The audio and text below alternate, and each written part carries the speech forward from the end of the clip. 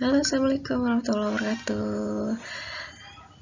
Salam sejahtera untuk kita semua. Apa kabar semuanya? Semoga selalu sehat walafiat ya. Amin ya rabbal alamin. Alhamdulillah, pada pertemuan sesi kali ini kita akan membahas tentang hakikat karya ilmiah. Baik, apa saja sih dari hakikat karya ilmiah yang akan kita pelajari ini? Nah, yang pertama adalah tentang pengertian dan ciri-ciri karya ilmiah. Pengertian dari karya ilmiah. Karya ilmiah adalah satu karangan yang disusun secara sistematis dan bersifat ilmiah. Sistematis berarti bahwa karangan atau karya tertulis tersebut disusun menurut aturan tertentu, sehingga kaitan antara bagian-bagian tersebut sangat jelas dan saling terpadu. Kemudian, bersifat ilmiah berarti bahwa karya tulis tersebut menyajikan satu deskripsi, gagasan, argumentasi, atau pemecahan masalah yang didasarkan pada berbagai bukti empirik atau kajian teoritis, sehingga para pembacanya dapat menuntut atau melacak kebenaran bukti empirik atau teoretik yang mendukung gagasan tersebut. Kemudian, pengertian di atas sejalan dengan pengertian yang diberikan oleh Broto Wijoyo, yaitu karangan ilmiah adalah karangan ilmu pengetahuan yang menyajikan fakta dan ditulis menurut metodologi penulisan yang baik dan benar.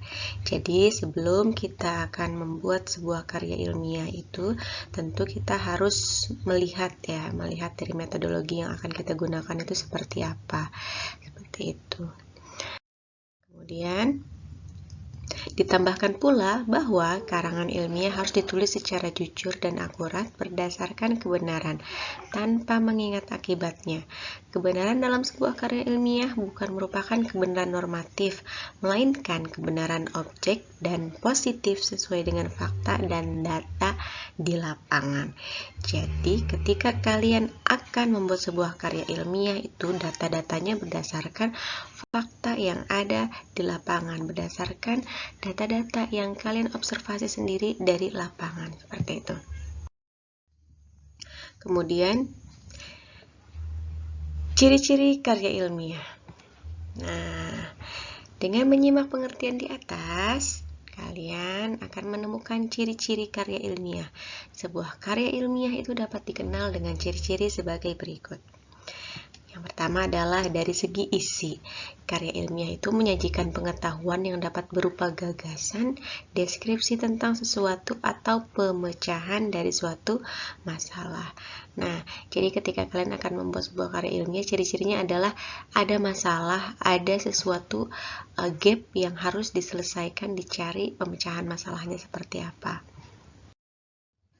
Kemudian, ciri-ciri yang berikutnya adalah pengetahuan yang disajikan tersebut berdasarkan pada fakta atau data, atau bisa disebut dengan kajian empirik, atau pada teori-teori yang telah diakui kebenarannya. Jadi ketika kalian ingin meneliti sesuatu itu, ya memang berdasarkan fakta yang ada di lapangan, atau berdasarkan teori-teori yang memang sudah pernah diuji sebelumnya, kemudian kalian ujikan kembali. Kemudian ciri-ciri berikutnya adalah mendukung kebenaran yang objektif serta kejujuran dalam penulisan. Ciri-ciri yang berikutnya, bahasa yang digunakan adalah bahasa baku dan banyak menggunakan istilah teknis, di samping istilah-istilah yang bersifat denotatif. Nah, jadi ketika kalian akan membuat sebuah karya tulis ilmiah, namanya juga ilmiah ya, jadi memang harus berdasarkan dengan bahasa-bahasa baku yang memang diakui oleh standar Indonesia seperti itu.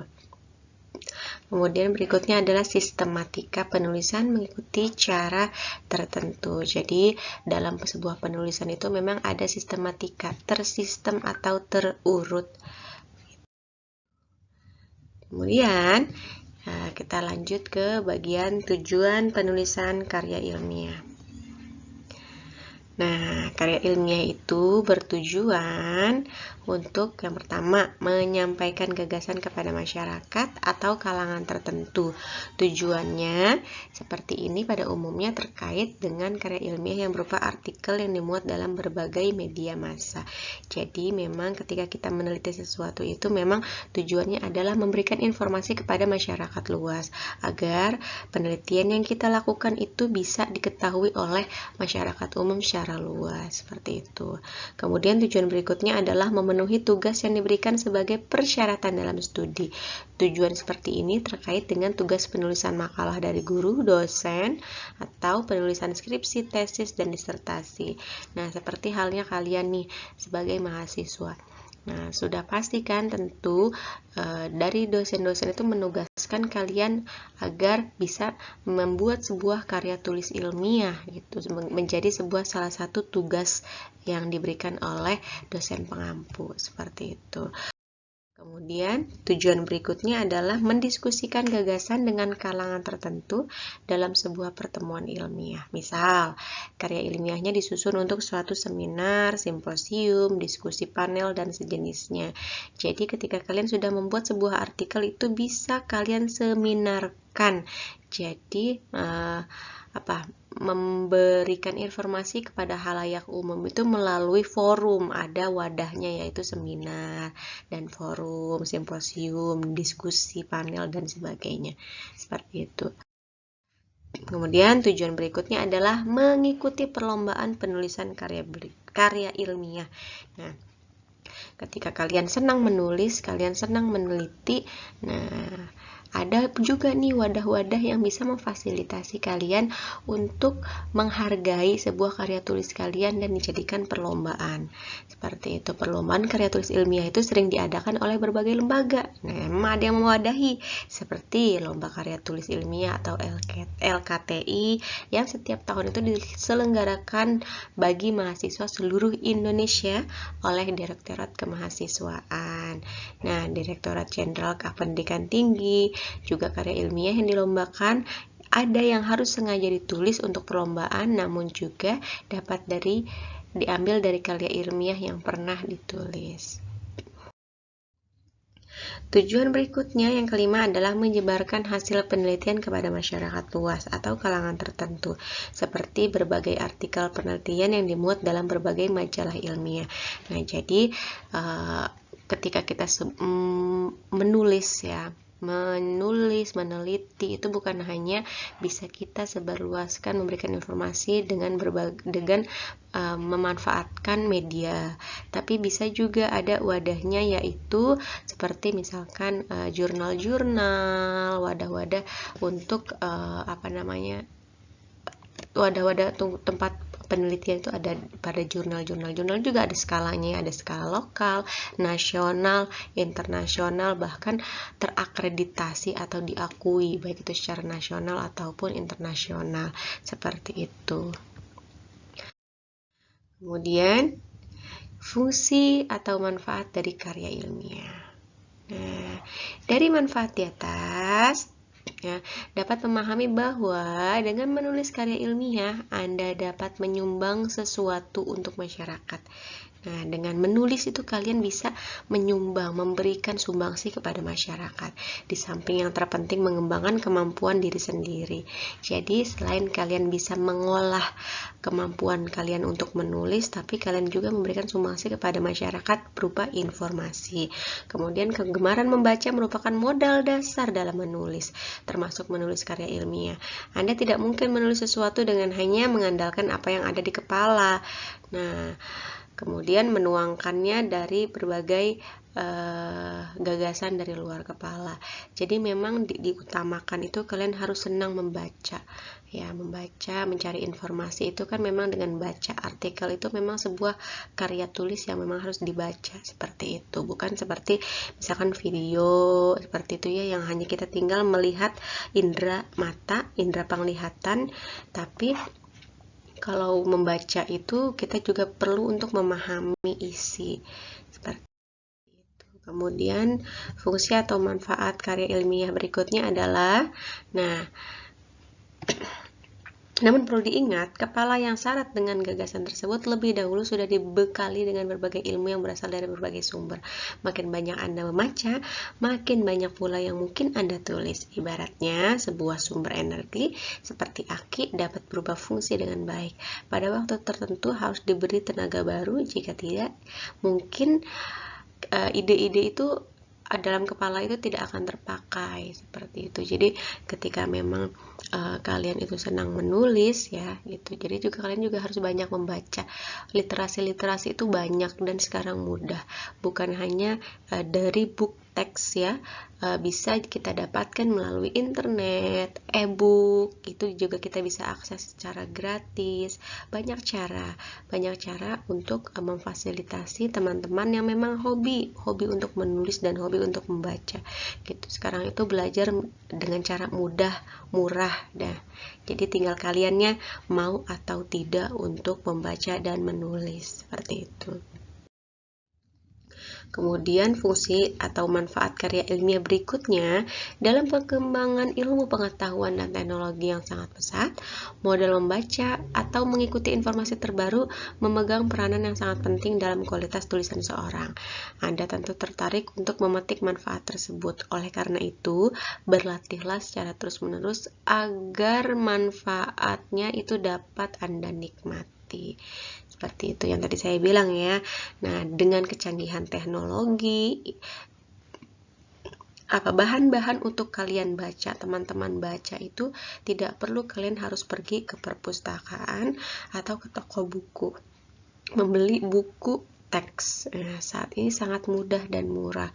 Yang penting kalian tinggal memanfaatkan teknologi yang kalian miliki.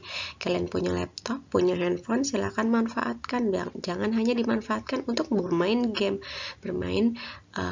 atau melihat media sosial seperti itu, tapi manfaatkanlah kecanggihan teknologi dan kecerdasan kalian itu menjadi sebuah kebermanfaatan yang lain seperti itu. Kemudian karya ilmiah dan karya ilmiah populer nih, apa sih ini yang disebut dengan karya ilmiah juga karya ilmiah populer? Nah, dalam Kamus Besar Bahasa Indonesia disebut bahwa karya ilmiah itu diartikan sebagai bersifat ilmu atau memenuhi syarat atau kaidah ilmu pengetahuan, sedangkan ilmiah populer itu diartikan sebagai menggunakan bahasa umum ya, sehingga mudah dipahami oleh masyarakat awam gitu. Jadi kalau memang bahasa karya ilmiah itu bersifat ilmu atau memenuhi syarat pengetahuan, tapi kalau ilmiah populer itu memang yang mudah untuk dikonsumsi, yang mudah untuk dipahami oleh masyarakat awam. Seperti itu. Nah, tadi apa yang sudah saya sampaikan, mudah-mudahan teman-teman memahami dan mengerti. Jadi silahkan ya diisi forum diskusinya yang baik ya, gunakan bahasa yang baik dan benar, saling menjawab dan memberitahu ya kepada teman-teman yang lain.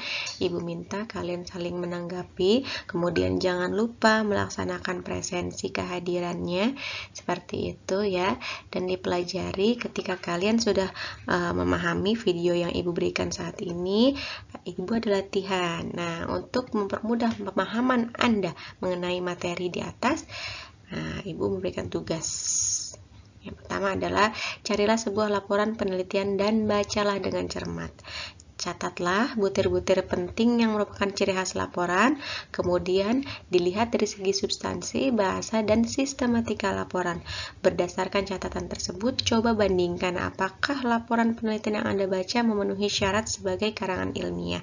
Beri alasan sesuai dengan pendapat Anda masing-masing. Jadi tugas yang pertama kali ini kalian cukup mencari referensi bacaan karya ilmiah, dikaji dari segi bahasa, substansi, sistematika laporan sudah sesuai atau belum berdasarkan bahasa kalian masing-masing yang baik dan benar.